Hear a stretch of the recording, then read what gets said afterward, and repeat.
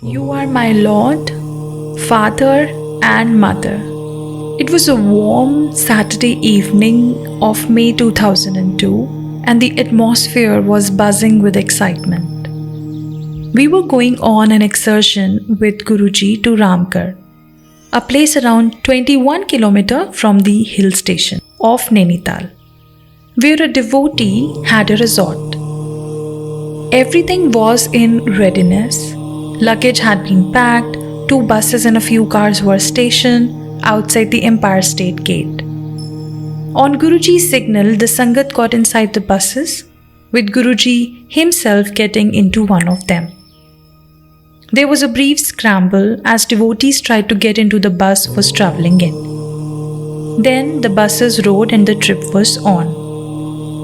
We were at Ramgarh at about 2 p.m. the following day.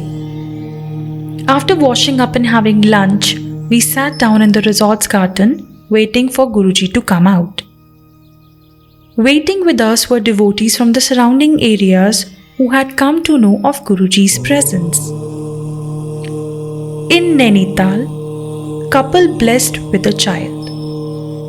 One of the devotees who had come from Nainital was about to bow in front of Guruji when he said, "You have 3 wives and you want a child." The devotee Nasar was stunned that the Sadguru knew his personal details. He had been married for 15 years but none of his wives had been able to conceive. Nasar continued coming for Guruji's darshan every day along with his wife. After a few days, Nasar came along and prompting Guruji to ask him where his wife was. Guruji was told that she was unwell with stomach pain and headaches. Guruji rubbished his interpretation, telling Nasar that there was nothing wrong with her and that she has conceived. His words came true as 2 months after the excursion, Nasar sent a message around the time of Guruji's birthday, which falls on 7 July, that doctors had confirmed his wife's pregnancy. 15 years of infertility had been dismissed at the Mahapurush's very first darshan. In February 2003, Nasar was blessed with a boy and came on Shivratri to thank Guruji and seek a name for his son. Guruji named the boy Murad, signifying the fulfillment of a wish. Train journey provides a ticket to health. I was commanding one of the elite commando units of the National Security Guards at Manesar. Guruji was in Chandigarh in December of 1996 and I got his message to come to Chandigarh for 2-3 days. I took casual leave and left. At that time I was suffering from spondylitis and used to have severe pain on the entire right arm, with my right thumb often getting numb. I reached Chandigarh and stayed there for 2 days with Guruji. Deciding to return by bus to Delhi on Sunday after taking Guruji's permission. The nod was given, but I was told to go by train.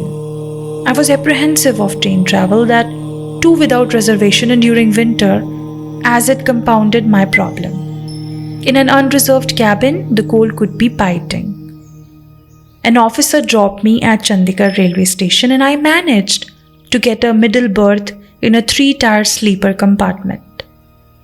I boarded the train at 2:30 at night and fell asleep immediately. I got up when the train reached New Delhi at a chilly 7:30 in the morning. I had been expecting to endure agonizing pain, but there was none. It had been more than a decade since that day and my spondylitis and its pain have never reappeared.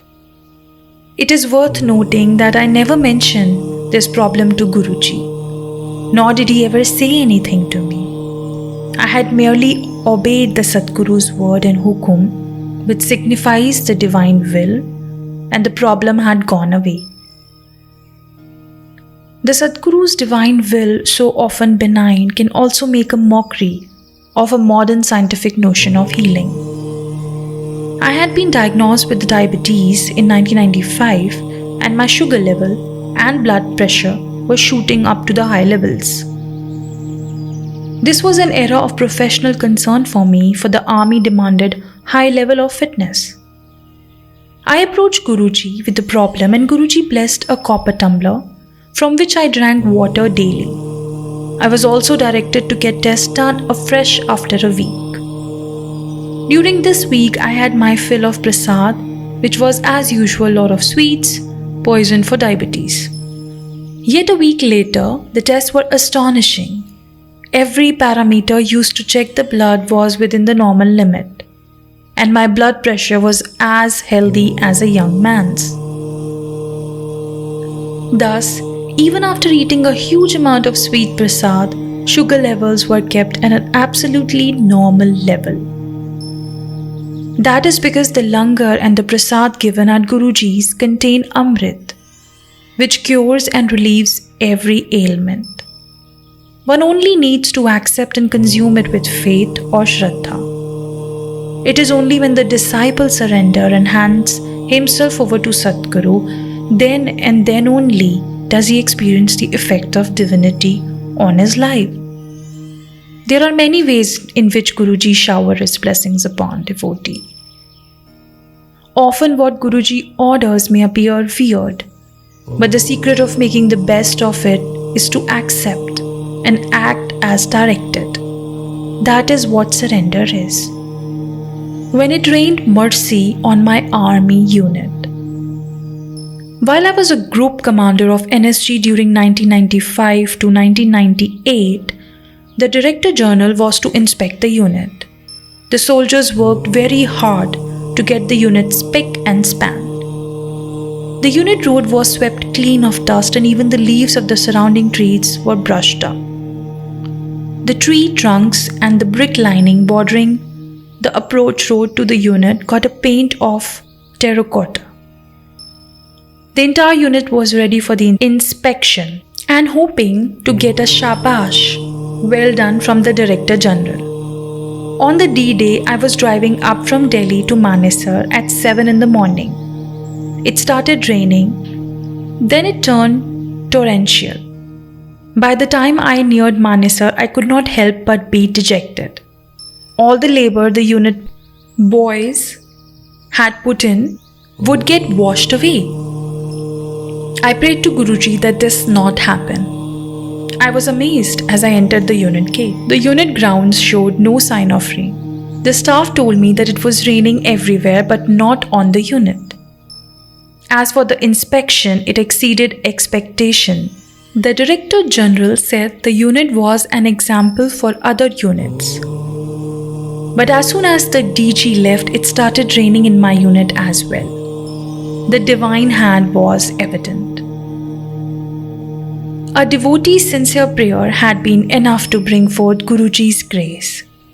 I felt as if divine protective umbrella had been placed over the unit while it rained hard everywhere else.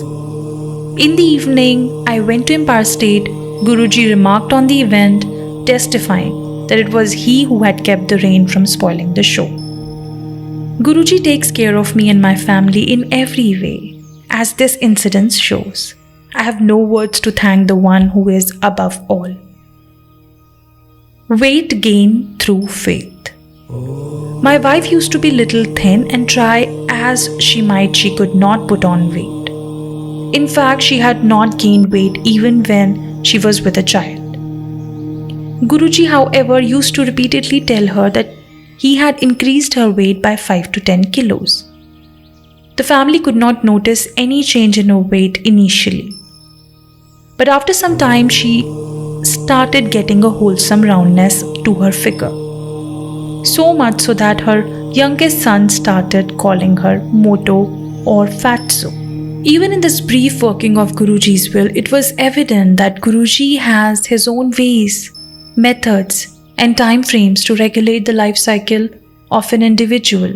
As human beings, our vision is myopic. We worry about the near future and about small worldly things. The omniscient Guru looks beyond the shadow of the past, the narrow present, and the unimaginable future.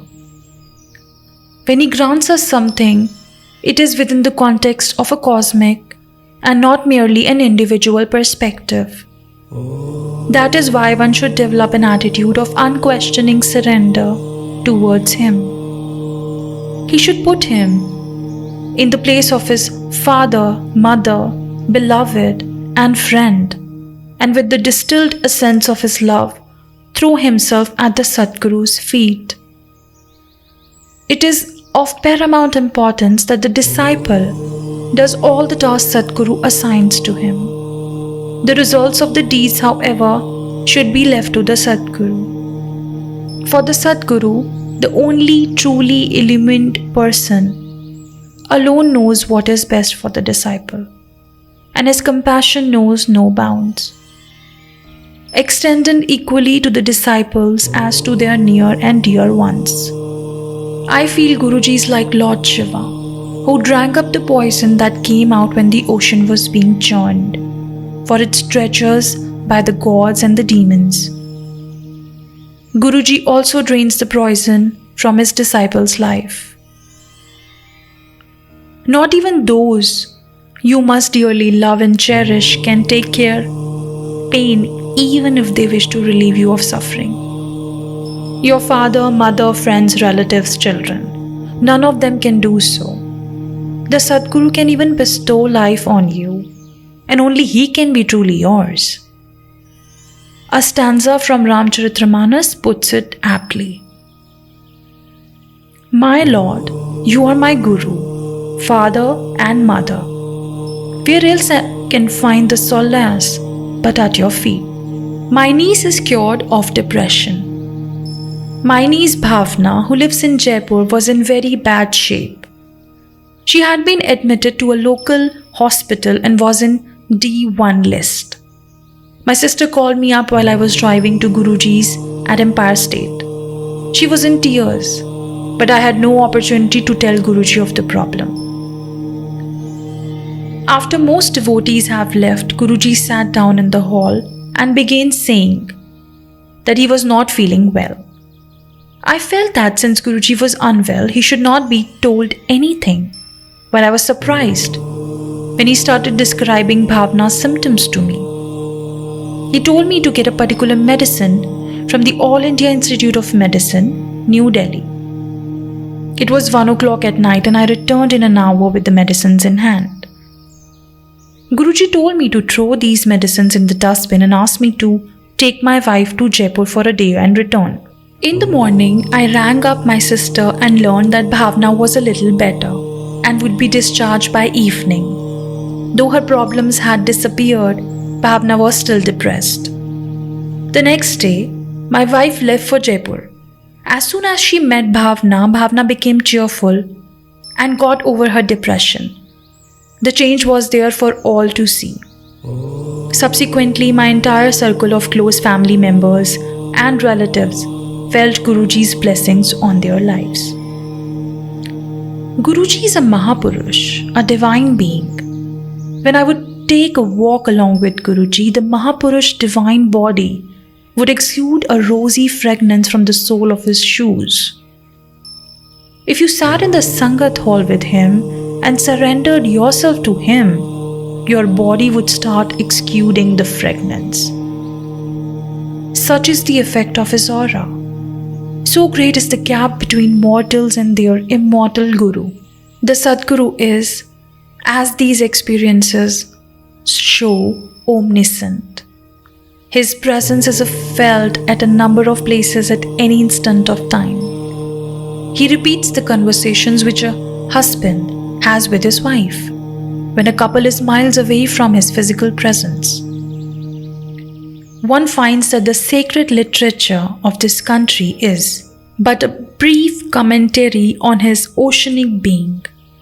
As a stanza from the Ramcharitmanas says, walk without legs, hears without ears, works without hands, the Lord does it all. Satsang of retired Colonel S.K. Joshi, Senior Executive with Reliance Infocom. Jai Guruji.